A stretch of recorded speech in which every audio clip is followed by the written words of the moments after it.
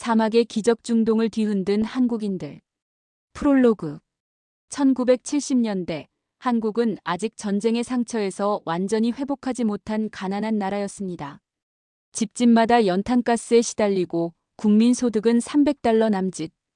한국 전쟁이 끝난 지 20년이 지났지만 여전히 세계에서 가장 가난한 나라 중 하나였습니다. 농촌에서는 보리고개가 일상이었고 도시에서는 판잣집이 산비탈을 가득 메웠습니다. 아이들은 맨발로 학교를 다니고 어른들은 하루 벌어 하루 사는 일용직 노동에 매달렸습니다. 하지만 그런 절망적인 한국을 살려낸 숨은 영웅들이 있었습니다. 바로 중동으로 향한 한국 건설인들과 노동자들입니다. 아무것도 없는 사막에서 피땀을 쏟아 도로와 궁전을 세우며 외화를 벌어들여 대한민국 경제 기적의 불씨를 지핀 사람들.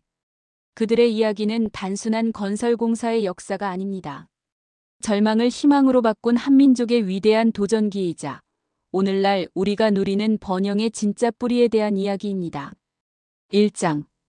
왜 중동이었는가? 1973년 세계를 뒤흔든 첫 번째 오일 쇼크가 터졌습니다. 중동 산유국들은 하루아침에 석유로 떼돈을 벌기 시작했습니다. 사우디아라비아, 쿠웨이트, 아랍에미리트, 리비아. 이 나라들의 국고는 석유 달러로 넘쳐났습니다. 하지만 그들은 돈은 많았지만 그 돈으로 무엇을 할지, 어떻게 나라를 발전시킬지 몰랐습니다. 무엇보다 건설할 사람이 없었습니다. 사막밖에 없던 이 나라들은 갑자기 현대적인 도시를 만들어야 했습니다. 항구를 건설하고 도로를 닦고 공장을 세우고 궁전을 지어야 했습니다. 하지만 자국민들은 대부분 유목민이거나 전통적인 상인들이었고 현대적인 건설 기술을 가진 사람들이 없었습니다. 서구 선진국의 건설 회사들에게 의존할 수밖에 없었지만 그들의 인건비는 너무나 비쌌습니다. 반면 한국은 정반대 상황이었습니다. 돈은 없지만 손재주와 근성이 있는 노동자들이 넘쳐났습니다. 한국 전쟁 이후 급격한 인구 증가로 일자리는 부족했고 많은 청년들이 일거리를 찾아 헤매고 있었습니다. 광산에서 농촌에서 공장에서 일하던 사람들은 모두 숙련된 기술을 가지고 있었습니다. 무엇보다 가난에 찌든 그들에게는 어떤 고생도 마다하지 않는 절실함이 있었습니다. 이 둘의 만남은 필연이었습니다. 1974년 사우디아라비아 정부 관계자들이 한국을 찾아왔습니다. 그들은 한국의 건설 현장을 둘러보고는 놀랐습니다.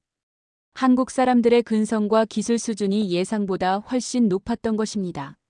한국 사람들은 못하는 게 없다. 한번 시켜보자. 사우디와 쿠웨이트, 아랍에미리트 정부들은 한국 건설사들을 불러들이기 시작했습니다. 당시 박정희 정부도 외화 획득의 절호의 기회라고 판단하고 적극적으로 중동 진출을 지원했습니다. 2장. 첫 계약 사막 위에 불가능에 도전하다. 1976년 현대건설은 한국 건설사 최초로 사우디아라비아에서 대형 프로젝트를 따냈습니다. 바로 주베일 산업항공사였습니다. 이는 단순한 공사가 아니었습니다. 세계에서 가장 큰 항만을 사막 한가운데 만든다는 당시로서는 불가능해 보이는 프로젝트였습니다. 사우디 동쪽 해안의 주베일은 그야말로 아무것도 없는 땅이었습니다. 모래바람이 불어치는 황량한 사막이 바다와 맞닿은 곳, 그곳에 거대한 산업단지와 항구를 건설한다는 것은 상상을 초월하는 일이었습니다. 당시 외국 기업들은 한국은 절대 못한다고 비웃었습니다. 미국과 유럽의 대형 건설 회사들조차 엄두를 내지 못하는 프로젝트를 한국이 해낸다는 것은 불가능하다고 여겨졌습니다. 하지만 한국의 건설 기술자들과 근로자들은 달랐습니다. 그들에게는 실패라는 선택지가 없었습니다. 이 프로젝트가 성공하면 한국이 세계 건설 시장에 발을 들여놓을 수 있었고 실패하면 다시는 기회가 없다는 것을 알고 있었습니다. 첫 번째로 직면한 문제는 극한의 기후였습니다. 사막의 모래바람 속에서 낮에는 50도까지 올라가고 밤에는 10도까지 떨어지는 극한 환경. 모래 폭풍이 불면 눈을 뜰 수조차 없었고 숨 쉬는 것조차 힘들었습니다. 물은 귀에서 하루에 2리터씩 배급받아야 했고 그마저도 소금기가 많아 마시기 힘들었습니다. 하지만 한국 근로자들은 포기하지 않았습니다. 그들은 사막의 모래바람을 견디며 하루 12시간씩, 때로는 16시간씩 일했습니다. 장비가 모래에 파묻히면 맨손으로 파내고 기계가 고장나면 밤새워 수리했습니다. 현지인들이 포기한 일도 한국인들은 끝까지 해냈습니다. 3장. 한국인들의 근성. 중동 사막에서 일하는 한국인들의 모습은 현지인들에게 충격이었습니다. 정확한 시계가 없었던 사막에서 노동자들은 태양의 위치를 보며 시간을 재고 밤에는 별자리를 보고 방향을 잡았습니다. 그들은 조상대대로 농업에 종사하며 자연을 읽는 법을 몸으로 배운 사람들이었기 때문입니다. 현지인들이 망가져서 던져버린 장비들을 한국인들은 하나하나 주워 모았습니다. 그리고 밤늦게까지 불을 켜놓고 그것들을 고쳐서 다시 사용했습니다. 부족한 예산으로 최대한의 효과를 내야 했던 그들에게는 버릴 것이 아무것도 없었습니다. 하루 12시간 이상, 일주일 내내 일해도 불평 한마디 없었습니다. 오히려 더 일할 수 있다, 더 빨리 끝낼 수 있다고 말했습니다. 현지인들은 놀랐습니다. 저 사람들은 왜 저렇게 열심히 일하나? 답은 단순했습니다. 가난한 가족을 먹여 살리기 위해서였습니다. 김철수 씨 가명는 당시 주베일 공사에 참여했던 용접공이었습니다. 그는 경북 영천의 농가 출신으로 집안이 너무 가난해서 중학교도 제대로 마치지 못했습니다. 하지만 손재주가 좋아 용접 기술을 독학으로 익혔고 중동행을 결심했습니다. 집에 쌀이 떨어져서 아이들이 보리밥도 못 먹고 있었어요. 아내는 품팔이를 나가고 부모님은 연세가 많아서 일을 못하시고 그때 중동에 가면 한 달에 30만 원씩 벌 수 있다는 소리를 들었어요. 그게 당시 한국에서 버는 돈의 10배였거든요. 그는 사우디에서 2년 동안 일하면서 한국에 보낸 돈으로 집을 샀고 아이들을 대학까지 보낼 수 있었습니다. 하지만 그 2년은 그에게 평생 잊을 수 없는 고생의 연속이었습니다. 모래바람이 불면 마스크를 써도 입안이 모래투성이가 돼요. 용접을 하는데 바람 때문에 불꽃이 제대로 안 가고 그래도 해야 하니까 몸으로 바람을 막고 용접했어요. 하루 종일 그러고 나면 온몸이 모래더미 같았어요. 박영수 씨 가명은 건설 중장비 운전사였습니다. 그는 강원도 정선의 탄광에서 일하다가 중동으로 갔습니다. 탄광에서 일하는 것도 힘들었지만 사막은 완전히 다른 차원의 고생이었습니다. 한국에서는 땅을 파면 흙이 나오잖아요. 그런데 사막에서는 모래만 나와요. 굴삭기로 파도 자꾸 모래가 흘러내려서 제대로 작업이 안 돼요. 처음에는 답답해서 미칠 것 같았어요. 그런데 며칠 지나니까 요령이 생기더라고요. 모래의 성질을 파악하고 어떻게 해야 단단하게 다질 수 있는지 알게 됐어요. 이런 식으로 한국인들은 사막이라는 낯선 환경에서도 자신들만의 노하우를 개발해 나갔습니다. 그들의 적응력과 창의력은 현지 감독관들조차 놀라게 만들었습니다. 4장. 사막에 세운 한국의 기적. 주베일 산업항 프로젝트는 3년 만에 완공되었습니다. 외국 전문가들이 불가능하다고 했던 일을 한국인들이 해낸 것입니다. 세계 최대 규모의 항만이 사막 한가운데 나타났습니다. 이 소식은 전 세계를 놀라게 했습니다. 성공은 더 큰 성공을 불렀습니다. 사우디아라비아 정부는 한국의 기술력을 완전히 인정했고 더 큰 프로젝트들을 한국에 맡기기 시작했습니다. 다른 중동 국가들도 한국 건설사들에게 관심을 보이기 시작했습니다. 리비아에서는 인류 역사상 최대 규모의 토목 공사가 시작되었습니다. 바로 대수로 공사였습니다. 사막 및 지하 수백 미터 아래에서 물을 끌어올려 전국에 공급한다는 대역사였습니다. 이 프로젝트의 규모는 상상을 초월했습니다. 총 연장 4,000km에 달하는 송수관을 매설하고 1,300개의 우물을 뚫어야 했습니다. 한국의 동아건설이 이 프로젝트를 수주했을 때 서구 언론들은 한국이 무모한 도전을 한다고 비판했습니다. 하지만 한국 기술자들과 노동자들은 또다시 불가능을 가능으로 만들었습니다. 리비아 사막 곳곳에서 한국인들이 땀을 흘렸고 마침내 사막에 물이 흘렀습니다. 리비아 국민들은 이를 20세기의 기적이라고 불렀습니다. 아랍에미리트에서는 아부다비 대통령궁 건설에 한국인들이 참여했습니다. 이슬람 전통 건축 양식과 현대적 기술을 결합한 이 궁전은 세계에서 가장 아름다운 궁전 중 하나가 되었습니다. 한국의 석공들과 목수들이 정교한 수작업으로 완성한 장식들은 아랍 왕족들조차 감탄하게 만들었습니다. 쿠웨이트에서는 정유공장과 석유화학단지 건설에 한국인들이 대거 투입되었습니다. 삼성물산과 현대건설이 합작으로 진행한 이 프로젝트는 쿠웨이트를 단순한 원유 수출국에서 석유화학 강국으로 변모시켰습니다. 두바이에서는 지금도 유명한 고속도로와 항구시설 건설에 한국인들이 참여했습니다. 당시에는 작은 어촌 마을에 불과했던 두바이가 오늘날 세계적인 관광 도시로 발전할 수 있었던 기반 시설들을 한국인들이 만들었습니다. 현대 삼성 대우쌍 용동아 풍림 같은 한국 건설사들이 차례차례 중동으로 진출하면서 한국은 세계가 주목하는 건설 강국이 되었습니다. 1970년대 말에는 중동 건설 시장에서 한국 기업들의 점유율이 30%를 넘어섰습니다. 5장. 노동자들의 눈물. 그 화려한 성과 뒤에는 수많은 노동자들의 땀과 눈물이 있었습니다. 성공한 프로젝트의 수치와 기록들은 역사에 남았지만 그 과정에서 흘린 개인들의 고통은 잘 알려지지 않았습니다. 이민호 씨 가명는 강원도 탄광촌 출신의 광부였습니다. 석탄 산업이 사양길에 접어들자 그는 중동행을 결심했습니다. 사우디의 건설 현장에서 그는 하루도 쉬지 않고 일했습니다. 땡볕에 쓰러져도 물 한 컵 마시고 다시 일어나 곡괭이를 잡았습니다. 한국에서 탄광 일할 때도 힘들었지만 사막은 차원이 달랐어요. 숨 쉬는 것도 힘들고 모래가 눈에 들어가서 제대로 볼 수도 없고 그래도 포기할 수 없었어요. 집에 있는 아내와 애들 생각하면 죽어도 해야겠더라고요. 그는 2년 동안 사우디에서 일하면서 단 하루도 쉬지 않았습니다. 그 결과 허리와 무릎에 심각한 손상을 입었고 한국에 돌아와서도 평생 고통에 시달려야 했습니다. 하지만 그는 후회하지 않았습니다. 그때 벌은 돈으로 집도 사고 아이들 대학도 보냈어요. 몸은 좀 망가졌지만 우리 가족의 삶은 완전히 바뀌었죠. 정태영 씨 가명는 용접공이었는데 모래바람 때문에 시력을 크게 잃었습니다. 사막의 모래는 너무나 세세해서 보안경을 써도 완전히 막을 수 없었습니다. 하루 종일 모래바람 속에서 용접 작업을 하다 보니 눈에 심각한 손상이 왔습니다. 용접할 때 나오는 강한 빛도 눈에 해롭지만 그것보다 모래가 더 무서웠어요. 눈을 감아도 모래가 들어와서 따갑고 눈을 떠도 제대로 안 보이고 그래도 일은 해야 하니까 견뎠죠. 그는 한국에 돌아온 후 시력이 크게 떨어져서 용접 일을 계속할 수 없었습니다.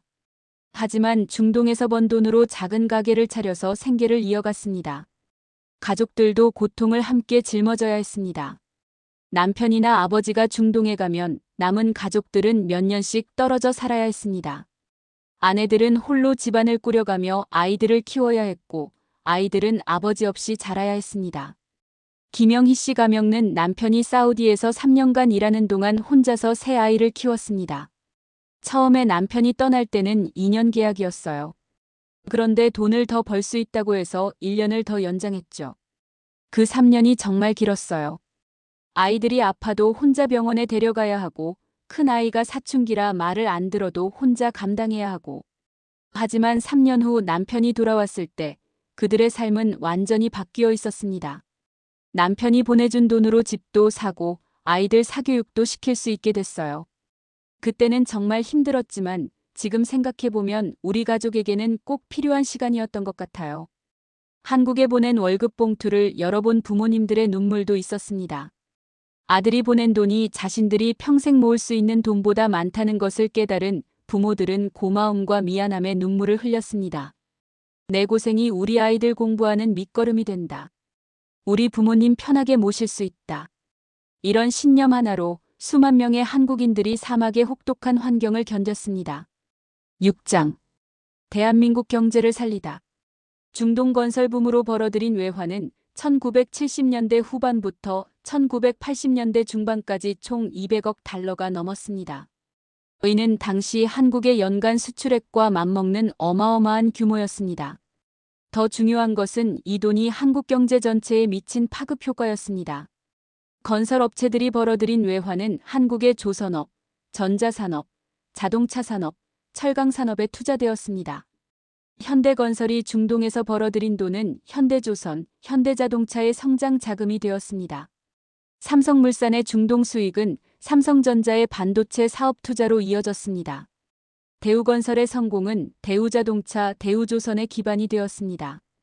또한 중동에서 축적한 건설 기술과 노하우는 한국의 토목건설 기술 전반을 한 단계 끌어올렸습니다.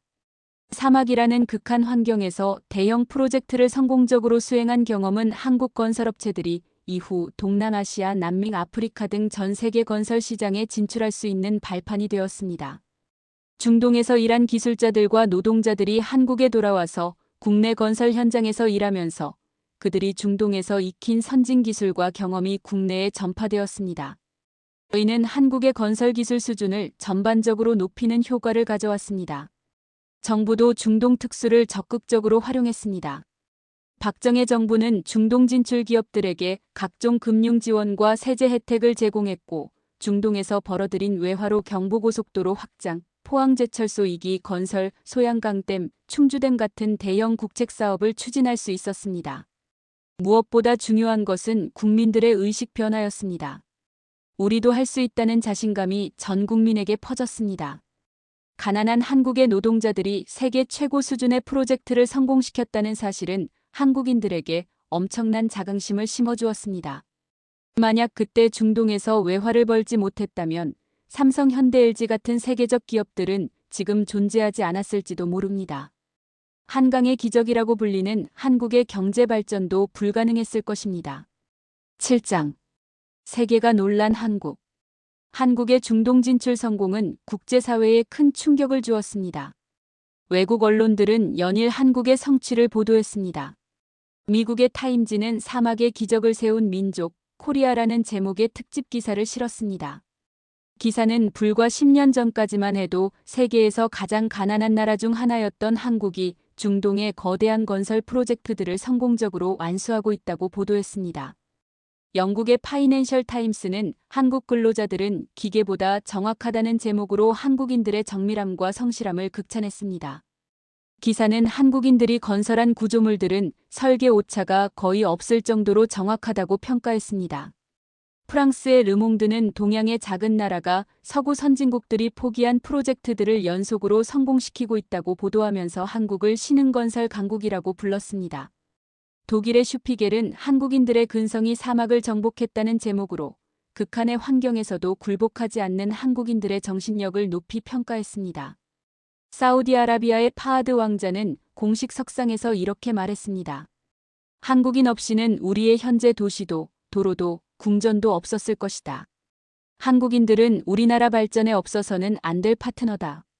쿠웨이트 국왕은 한국 건설 근로자들에게 특별 훈장을 수여하며 한국인들의 헌신과 기술력 덕분에 쿠웨이트가 근대 국가로 발전할 수 있었다고 감사를 표했습니다.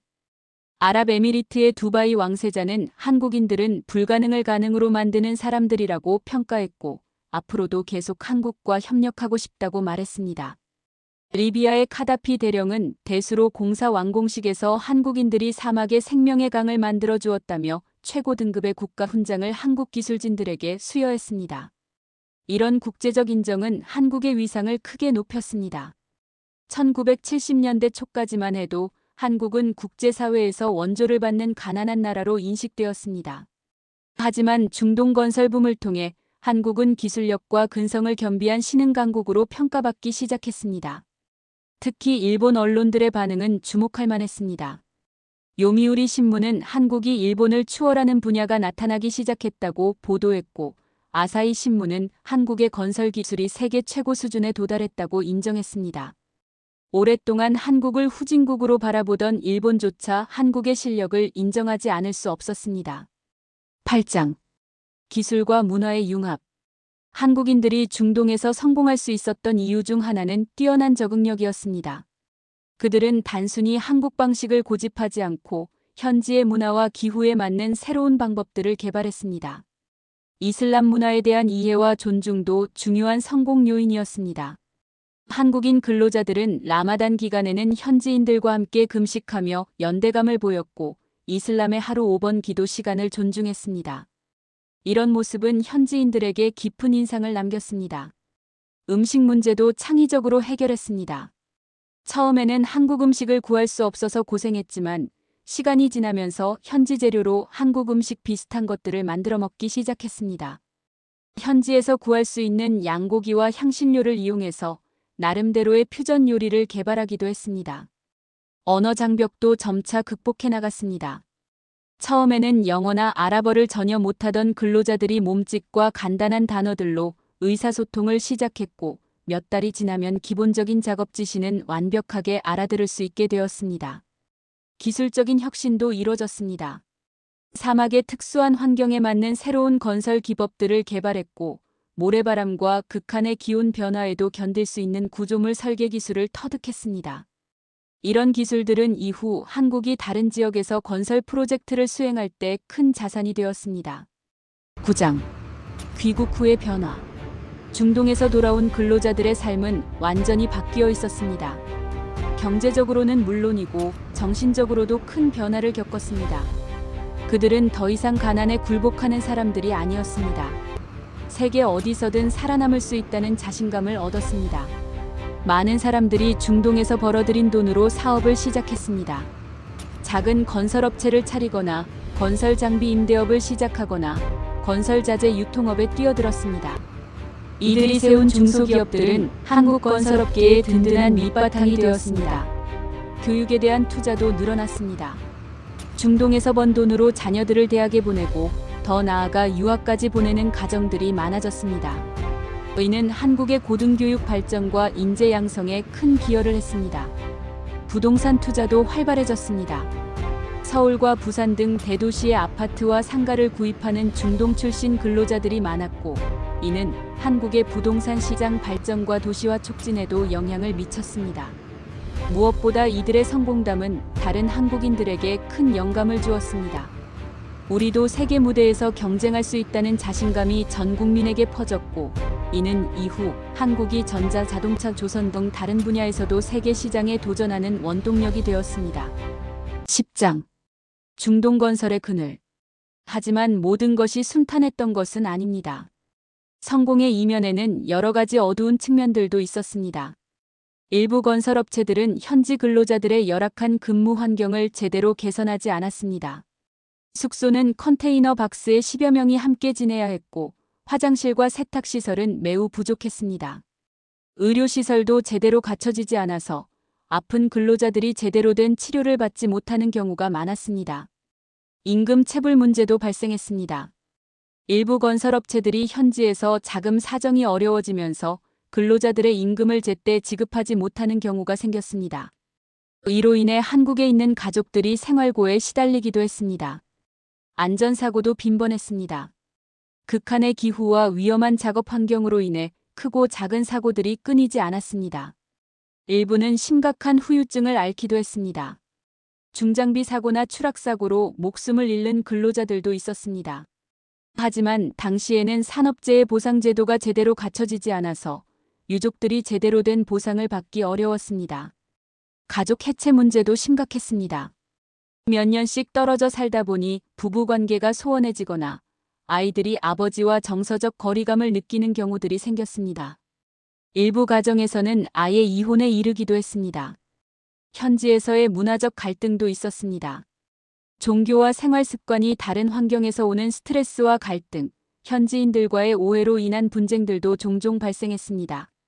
11장. 지금의 우리에게 남긴 것. 오늘날 두바이의 고층 빌딩들 사이를 걸으면서 아부다비의 넓은 도로를 달리면서 리비아의 수로를 따라 흐르는 물을 보면서 아직도 한국인들의 흔적을 찾을 수 있습니다. 곳곳에 새겨진 메이드 바이 코리언즈라는 작은 표시들, 한국 건설사들의 이름이 새겨진 건물들, 그리고 그곳에서 일했던 한국인들을 기억하는 현지인들의 증언들. 사우디아라비아 주베일 공단의 한 모퉁이에는 작은 기념비가 서 있습니다. 이 공단 건설에 참여한 한국 근로자들을 기리며라는 아랍어와 영어, 그리고 한글로 새겨진 비석입니다. 매년 몇몇 한국인 관광객들이 이곳을 찾아와 선배들의 노고를 기립니다. 쿠웨이트시의 중심가에는 한국 기술자들이 설계한 정유 공장이 여전히 가동되고 있습니다. 40년이 넘은 지금도 당시의 설계대로 완벽하게 작동하고 있다는 사실은 한국 기술진들의 실력을 증명해줍니다. 아부다비 대통령궁의 정원 한켠에는 한국에서 가져온 무궁화가 심어져 있습니다. 당시 건설에 참여했던 한국인 조경사가 기념으로 심은 것인데 지금도 매년 꽃을 피우며 한국인들의 정성을 기억하고 있습니다. 그 세대의 헌신 덕분에 오늘의 한국은 선진국이 되었습니다. 1인당 국민소득 3만 달러를 넘어서고 세계 10위권의 경제 규모를 자랑하는 나라가 되었습니다. K-팝, K-드라마, K-푸드로 전 세계를 매료시키는 문화 강국이 되었습니다. 현재 한국 건설업체들은 여전히 전 세계 곳곳에서 활약하고 있습니다. 말레이시아의 페트로나스 트윈타워, 두바이의 부르즈 할리파, 터키의 보스포러스 대교, 파나마 운하 확장공사 같은 세계적인 랜드마크들이 한국인의 손으로 만들어졌습니다. 이는 모두 1970년대 중동에서 쌓은 경험과 기술력의 연장선에 있습니다. 12장. 후세에 전하는 교훈. 중동 건설붐의 역사는 우리에게 여러 가지 소중한 교훈을 남겼습니다. 첫째, 절실함의 힘입니다. 가난에서 벗어나고 싶다는 간절한 마음, 가족을 책임져야 한다는 사명감이 불가능해 보이는 일들을 가능하게 만들었습니다. 안락함에 익숙해진 오늘날의 우리들이 다시 한번 생각해봐야 할 부분입니다. 절실함이야말로 모든 혁신과 발전의 원동력임을 보여줍니다. 둘째, 도전 정신의 중요성입니다. 아무도 한국이 성공할 것이라고 믿지 않았던 중동 시장에서 한국인들은 과감히 도전했고 결국 성공을 이뤄냈습니다. 안전한 길만 추구하지 말고 때로는 과감한 도전이 필요하다는 것을 보여줍니다. 실패를 두려워하지 않는 용기가 새로운 가능성을 열어준다는 교훈입니다. 셋째, 적응력과 창의성의 가치입니다. 낯선 환경에서도 굴복하지 않고 새로운 방법을 찾아내는 능력이야말로 진정한 경쟁력임을 보여줍니다. 사막이라는 극한 환경에서 한국인들이 보여준 창의성과 적응력은 오늘날 급변하는 글로벌 시대에도 여전히 유효한 능력입니다. 넷째, 협력의 중요성입니다. 개인의 힘으로는 불가능했을 일들이 모두가 힘을 합쳤을 때 가능해졌습니다. 서로 다른 지역에서 온 한국인들이 사막에서 하나가 되어 일했기 때문에 거대한 프로젝트들을 완수할 수 있었습니다. 다섯째, 희생과 헌신의 의미입니다.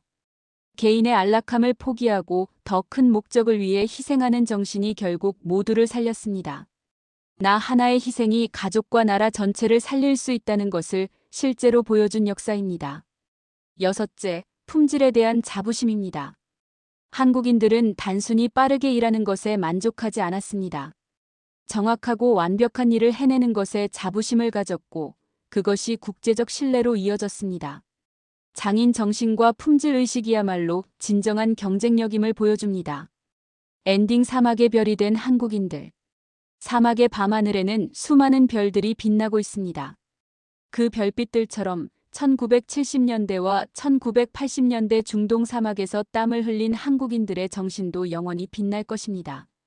사막 모래바람 속에서 눈을 감지 못하면서도 꿋꿋하게 버텨낸 한국 근로자들의 눈빛. 고향에서 기다리는 가족들의 사진을 품에 넣고 컨테이너 숙소에서 잠들던 그들의 손. 하루 종일 뜨거운 모래 위에서 일하고도 내일은 더 열심히 하겠다고 다짐하던 그들의 마음. 월급날이 되면 한국에 있는 가족들에게 보낼 돈을 계산하며 행복해하던 그들의 미소. 그 모든 것이 오늘날 우리 경제의 뿌리가 되었고 대한민국 발전의 초석이 되었습니다. 그들이 흘린 땀 한 방울 한 방울이 모여서 한강의 기적이 되었고 그들의 희생이 쌓여서 오늘날의 번영이 되었습니다. 그들은 단순히 돈을 벌기 위해 중동에 간 것이 아니었습니다.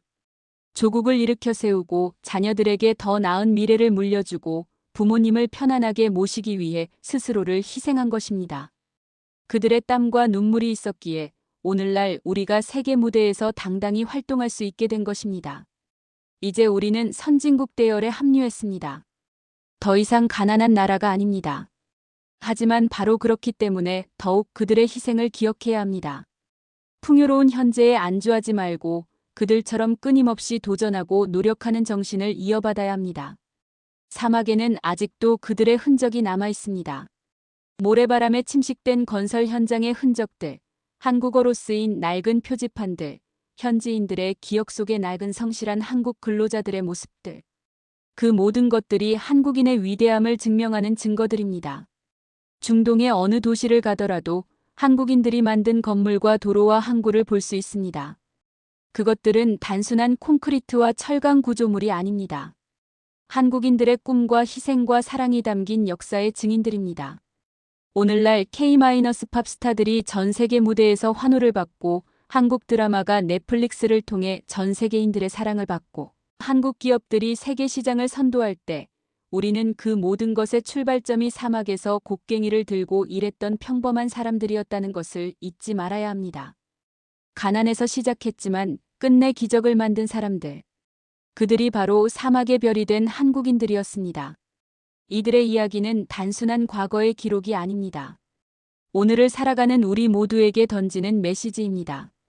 어떤 어려움이 닥쳐도 포기하지 말고 꿈을 향해 끝까지 나아가라는 메시지입니다. 개인의 작은 희생이 모두를 위한 큰 성취로 이어질 수 있다는 메시지입니다. 사막의 별빛처럼 영원히 빛나는 그들의 정신을 우리 모두 가슴에 새겨야 할 것입니다. 그리고 그들이 물려준 이 소중한 유산을 더욱 발전시켜 후세에 전해주는 것이 바로 우리의 사명입니다.